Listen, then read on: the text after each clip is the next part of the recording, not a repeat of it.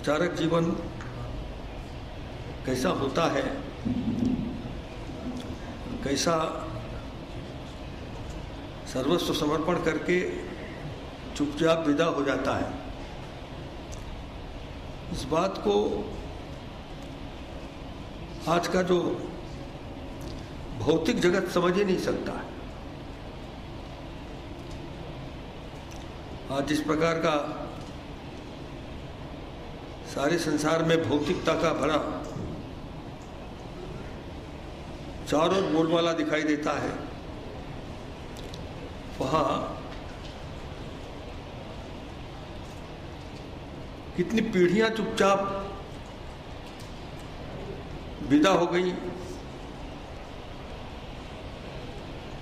आखिर इस सब का फल तो निकलेगा।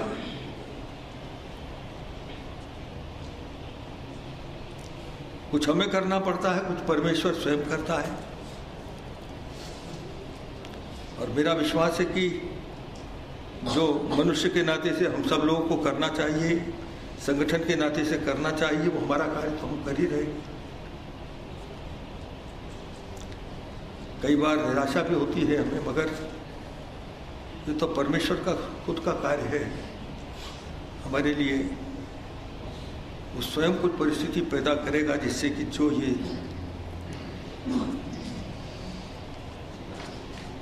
चुपचाप जीवन समर्पित हो गए, जिनका किसी को पता नहीं है, जिस लक्ष्य को ध्येय को लेकर चले गए, उनके इस लक्ष्य को पूरा करने के लिए वो अपने हाथ से इस कार्य को पूरा कराएंगे। गुरु जी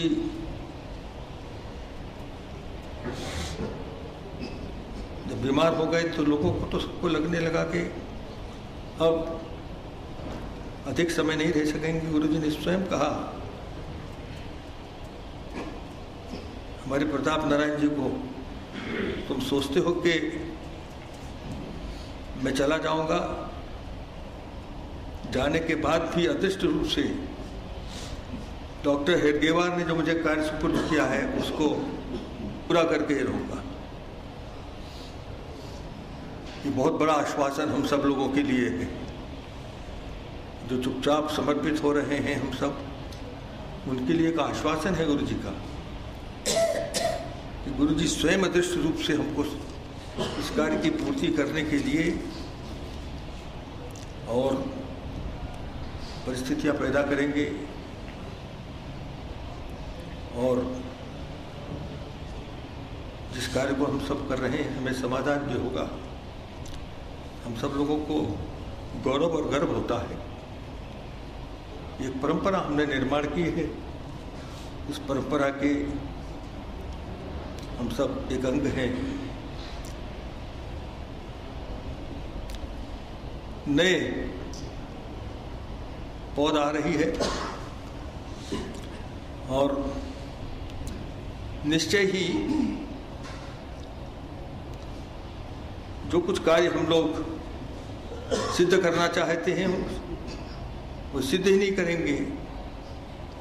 कई बार हमें शंका होती है इस भौतिक इस पूरे वातावरण में आने वाले समाज उसकी पूर्ति कर सकेंगे कि नहीं। मेरा तो विश्वास है शायद वो हमसे भी आगे निकल जाएंगे।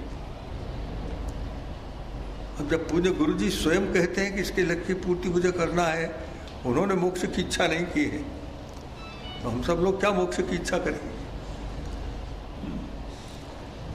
दोबारा परीक्षा में नहीं आना है,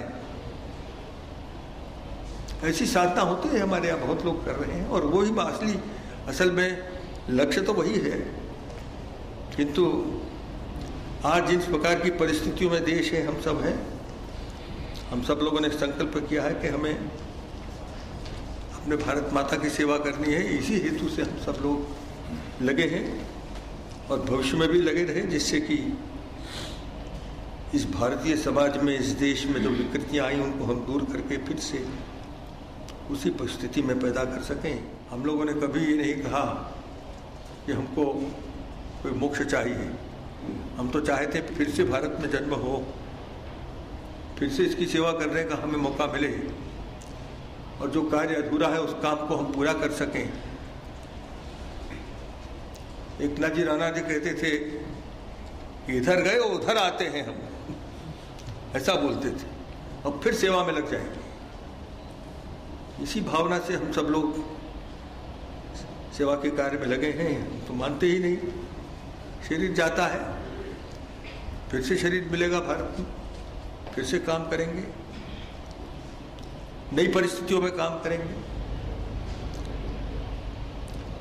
तो इसलिए हम सब लोग कहीं गए नहीं, फिर से वापस सब आने वाले हैं।